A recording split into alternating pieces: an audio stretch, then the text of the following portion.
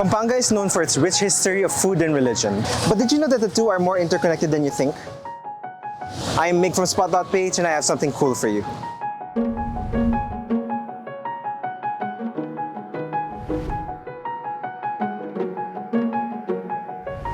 We're here at the Holy Rosary Parish in Angeles, Pampanga. The Holy Rosary Church was constructed from 1877 to 1896. Since then, it has withstood the test of time. But what made it strong is this. Back in the 1800s, egg whites were used as emulsifiers for concrete. It forms a sort of mortar known as argamasa, which binded and protected the building materials used to construct the churches. Knowing how many fires, earthquakes, and typhoons the church has gone through, it seems pretty effective. In fact, other churches in Pampanga use this technique as well. Like the St. James the Apostol Church or the Betis Church in Guagua, one of the churches declared by the National Museum as a national treasure. Or the St. Agustin Church in Lubao, built in 1972 by architect Father Antonio Herrera. But it wasn't just Pampanga that used egg whites. This tradition reaches as far south as Cebu. Okay, right now we are in the Archdiocesan Shrine of St. Michael Archangel Parish, located in Argao, one of the towns in the province of Cebu. So this is one of the centuries-old churches that was built by the Agustinians when they were here in the Philippines. It's interesting to note that the material they use here are limestones or coral stones. So they would cut the stones and they would use egg whites. So if there is a construction of the church ongoing in a particular town, the villagers would be advised to donate at least a tray of eggs. Because the egg white, it has silica, which is one of the components of a cement.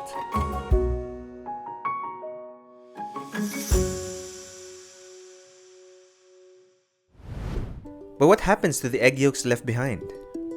In Cebu, one thing they did is create the dish called torta, a kind of pastry made with pork lard and, of course, egg yolk. Over in Pampanga, their dish is still very much ingrained with their culture. Hi, I'm Lilian Lising Borromeo, better known as Sachin Lilian. Today I'm going to share with you a very old recipe. This was brought here in 1600. Why did they bring it here? Because churches and buildings were being built, they used egg whites as cement. There was a problem here in Mexico, and that was how to make use of the excess egg yolks. Millions of egg yolks were buried in one area. That's why they call that masangsang. These cookies are named after San Nicolas de Tolentino, said to be the patron saint of bakers, of children, of the souls in purgatory, and of calamity. Gagawa na po tayo ng panecillo de San Nicolas. This recipe doesn't have any rule. You can add all the ingredients together, tapos halo-halo, mix-mix, tapos na siya. I need 1/3 cup of butter, half cup of sugar, half cup of milk, or coconut milk. Only 4 egg yolks, but in the past they used plenty of egg yolks. Cornstarch, same amount of flour, half cup of oil, and baking powder. Haluin lang ng haluin siya. Knead it carefully. Huwag po ninyong gagayain ito kasi old-fashioned way po ito. I just want to show you how it was done before. Ang sikreto po dito, pag pinrest mo ng ganyan, your fingers comes out clean, stop ka na. Pero kapag meron pa, huwag muna. Kapampangan, we call this pisik-pisik. In Tagalog, wisik-wisik. In Ilocano, warsi-warsi. In English, to sprinkle. Now, my fingers comes out clean, so it's done. We'll start molding it now. Bawat isang pamilya, like example this one, galing ito sa pamilya ng mga warriors of Pampanga. Yung taga Makabebe. Ito ginawa ng aking great-grandfather. Parang kaliskis kasi meron silang pispan. So bawat isang pamilya dito, meron kanya-kanya siyang molde. Pag binigyan ka ng San Nicolas, sasabihin mo, tinignan mo yung design, oh, galing ito kay Santana, ganito sa San Fernando, sa ano, gano'n. Parang identification nila. Lagay ko sa gitna, no? And then I'll press it, middle up, middle down. Ang mga kusinera that time, they stayed in the kitchen morning till afternoon, till evening. Nothing to entertain them. So the poor cooks, if not praying, they compose songs and poems inside the kitchen.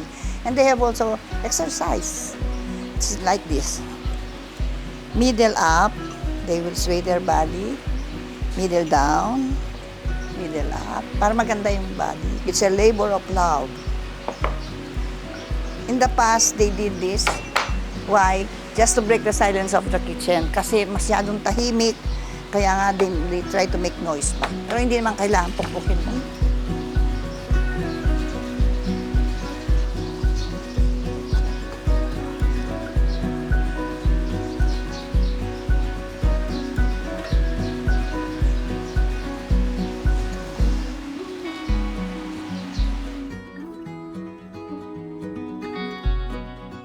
And these are baked at 300 degrees Fahrenheit for about 12 to 15 minutes. But in the past, they didn't have any timer, so what they did was to pray. 3 Padre Nuestro, 3 Ave Maria, and 3 Glorias. So it's a long history of culture and religion that led up to, well, this. I think it's pretty cool that something as simple as egg whites can build churches and move cultures. But that's not all that Pampanga is going for it. Join us next time for something to try as we explore the local food scene. This is Mig from Spot.ph. Like and subscribe to this channel for more videos coming your way. I'll see you guys soon.